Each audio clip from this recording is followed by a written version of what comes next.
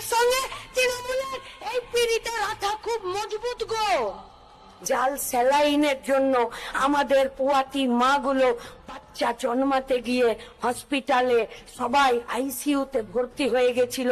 কারো বাচ্চা জন্মেই মরে গেল, কারো বাচ্চা জন্মালো না, আর কেউ বাচ্চা জন্মাতে গিয়ে মাটাই মরে গেল। মেদিনীপুর, জলপাইগুড়ি, সরকার কি বললো? বললো স্যালাইনটাকে বাদ দিয়ে দাও। আরে স্যালাইন বাদ দিলে ট্রিটমেন্ট বন্ধ হয়ে যায় নাকি? কারা বানাচ্ছে এই জাল স্যালাইন? যারা তৃণমূলকে, বিজেপিকে ইলেকটরাল বন্ডের টাকা দিচ্ছে। আইপ্যাকের বাড়িতে ইডি রেড হলে রাজ্যের মুখ্যমন্ত্রী মমতা ব্যানার্জি দৌড়ে চলে যায়।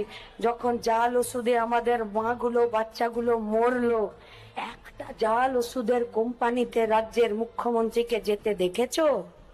একটা জাল ওষুধের কোম্পানির কোন মালিককে জেলে টানতে টানতে নিয়ে যেতে তৃণমূল কংগ্রেসকে দেখেছো? বিজেপিকে দেখেছো? এই চোর আর দাঙ্গাবাজদের বিরুদ্ধে সবাই মিলে একসাথে লড়তে হবে।